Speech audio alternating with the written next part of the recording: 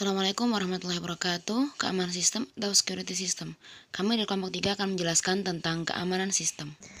Keamanan sistem.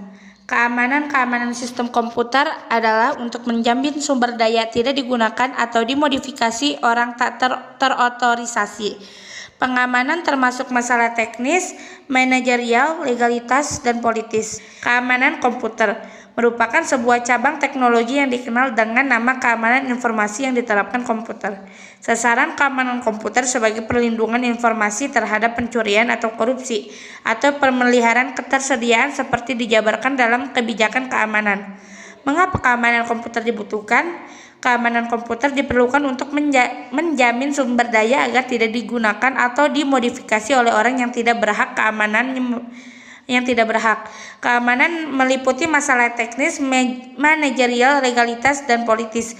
Materi yang dibahas, yang pertama ada pengertian dari hacking, cracking software, masalah etika, dasar-dasar gangguan keamanan komputer, kelompok keamanan sistem, prinsip dasar perancangan sistem yang aman, klarifikasi kejahatan komputer, aspek keamanan komputer.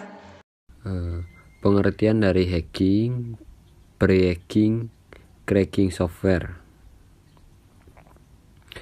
Hacking adalah suatu tindakan memasuki suatu sistem orang lain secara tidak sah untuk dapat mengetahui bahkan mempelajari segala jenis kegiatan dan cara kerja dari sistem yang dia masuki itu. Pre-hacking adalah praktek hacking menggunakan telepon atau mempergunakan media telepon atau peralatan telepon agar si pelaku bisa masuk ke sistem tersebut. Dan cracking software adalah juga sebuah pembelajaran mengenai mempelajari sistem cara kerja suatu software dan memodifikasinya sesuai selera kita. Cracking software lebih banyak berbau negatif. Selanjutnya adalah masalah etika. 10 etika penggunaan komputer. 1. Jangan menggunakan komputer untuk membahayakan orang lain. 2. Jangan mencampuri pekerjaan komputer orang lain. 3. Jangan mengintip file orang lain. 4. Jangan menggunakan komputer untuk mencuri. 5. Jangan menggunakan komputer untuk menipu orang lain. 6. Jangan menggunakan atau menyalin perangkat lunak yang belum dibayar. 7. Jangan menggunakan sumber daya komputer orang lain tanpa otorisasi. 8. Jangan mengambil hasil intelektual orang lain untuk diri sendiri. 9. Pikirkan mengenai akibat sosial dari program yang ditulis. 10. Gunakan komputer dengan cara yang menunjukkan keterangan dan penghargaan. Dasar-dasar gangguan keamanan komputer. Ancaman gangguan keamanan komputer menurut Kaspersky. Meningkatnya serangan yang berasal dari file yang berada di suatu jaringan. 2. Meningkatnya serangan malware melalui jaringan P2P. 3. Penjahat cyber melakukan kompetisi traffic. 4. Antivirus palsu. 5.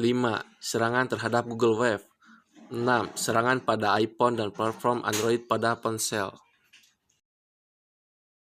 Keamanan sistem terbagi menjadi 3, yaitu 1.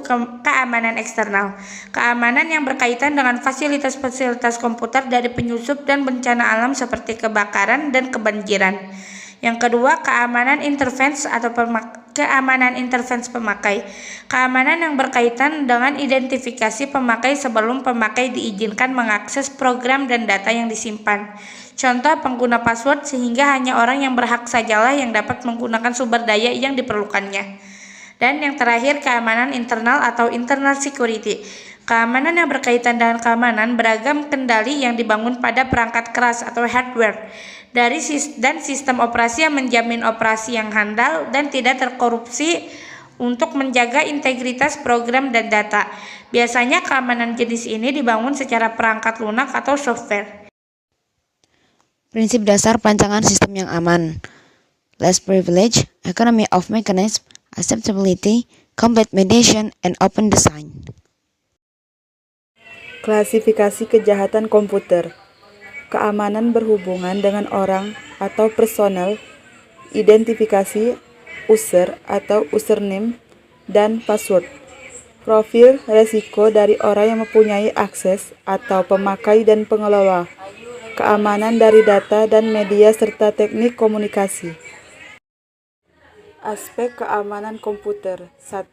Privasi atau confidentiality definisi. Menjaga informasi dari orang yang tidak berhak mengakses.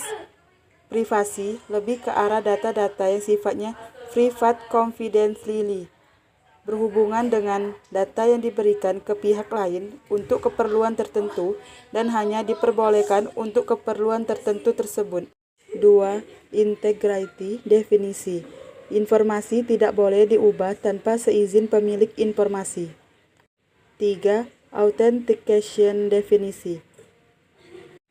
Metode untuk menyatakan bahwa informasi betul-betul asli atau orang yang mengakses atau memberikan informasi adalah betul-betul orang yang dimaksud.